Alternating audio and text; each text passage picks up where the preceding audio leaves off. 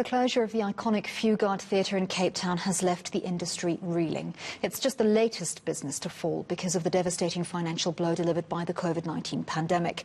Other major arts and culture venues have also been scrambling to survive lockdown. Meanwhile, artists have been begging government to do more to help the sector. Monique Mortlock has the story. Named in honour of internationally acclaimed playwright Ethel Fugard, the Fugard Theatre first opened its doors in 2010. When the pandemic hit, the theatre had to close its doors temporarily, and now they will remain that way. An online notice earlier this week stated it's not financially viable to reopen the theatre. Instead, it will be handed back to the board of the District 6 Museum, the owner of the building. For the museum, which has been battling financially as well, losing its principal stream of income is a massive blow. What we are confronted with now is trying to get a tenant for the Fugard Theatre, which may be extremely difficult, but not insurmountable. Since then I've had negotiations or communications, rather, with several parties, including people overseas.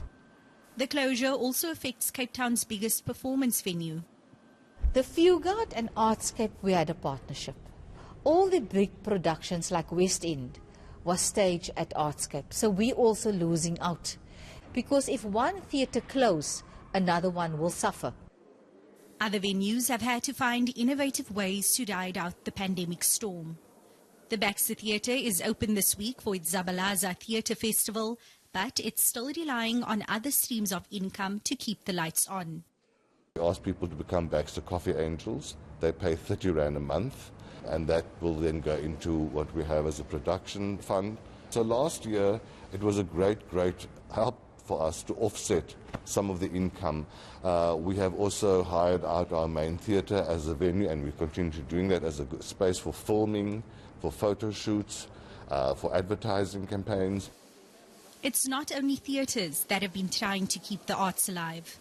A group of artists has been staging a sit-in at the National Arts Council offices over the last few weeks, demanding answers related to government's relief plan for the sector called the Presidential Employment Stimulus Programme.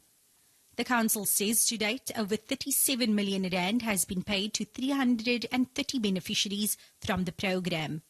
Monique Mortlock, Cape Town.